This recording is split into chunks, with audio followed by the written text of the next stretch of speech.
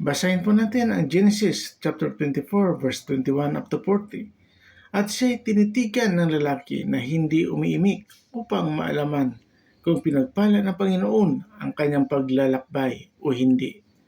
At nangyari nang makainom ang mga kamelyo na kumuha ng lalaki ng isang singsing na ginto na may kalahating siklo sa timbang at 20 pulsiras upang ilagay sa kanyang mga kamay na may timbang na 10 siklong ginto.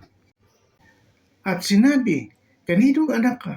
Sabihin mo sa akin, ipinamamani ko sa iyo. May lugar ba sa bahay ng inyong ama na aming matutuluyan?"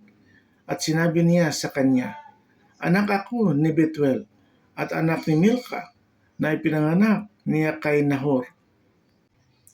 Sinabi rin niya sa kanya, "Mayroon din naman kaming saganang dayami at pagkain sa hayop at dakong matutuluyan."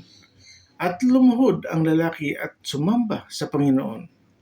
At siya'y nagsabi, "Purihin ang Panginoon, ang Diyos ng aking Panginoong si Abraham, na hindi inilayo ang kanyang habag at ang kanyang pagtatapat sa aking Panginoon tungkol sa akin, ay pinatnugutan ako ng Panginoon sa daan hanggang sa bahay ng mga kapatid ng aking Panginoon."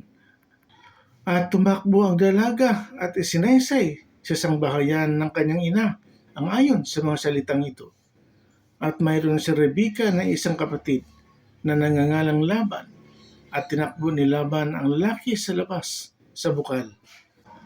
At nangyari pagkakita ng singsing at ng mga pulsira sa mga kamay ng kanyang kapatid, at pagkarinig ng mga salita ni Rebeka na sa kanyang kapatid na sinasabi, gayon sinalita sa akin ng lalaki, na naparoon siya sa lalaki at narito, ito'y nakatayo sa siping ng mga kamelyo sa bukal. At sinabi niya, "Pumasok ka, pinagpala ng Panginoon, bakit ka nakatayo sa labas? Sapagat inihanda ko ang bahay at ang dako ng mga kamelyo."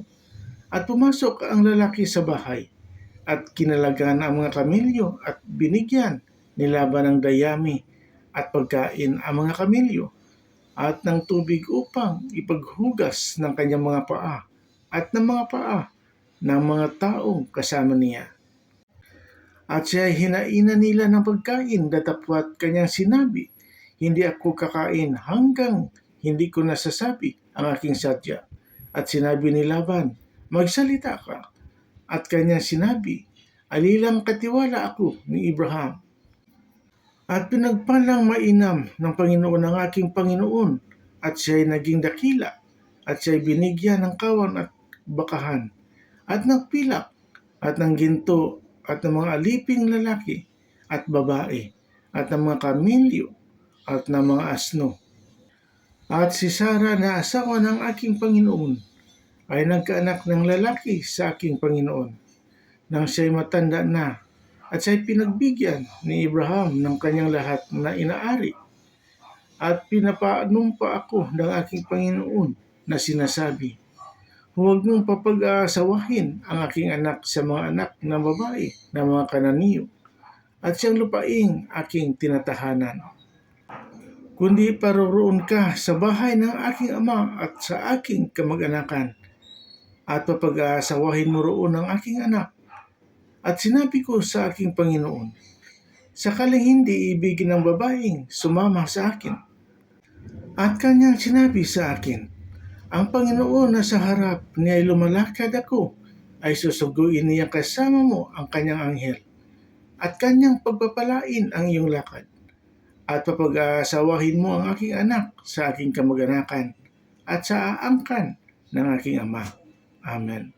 Please subscribe and share. Salamat.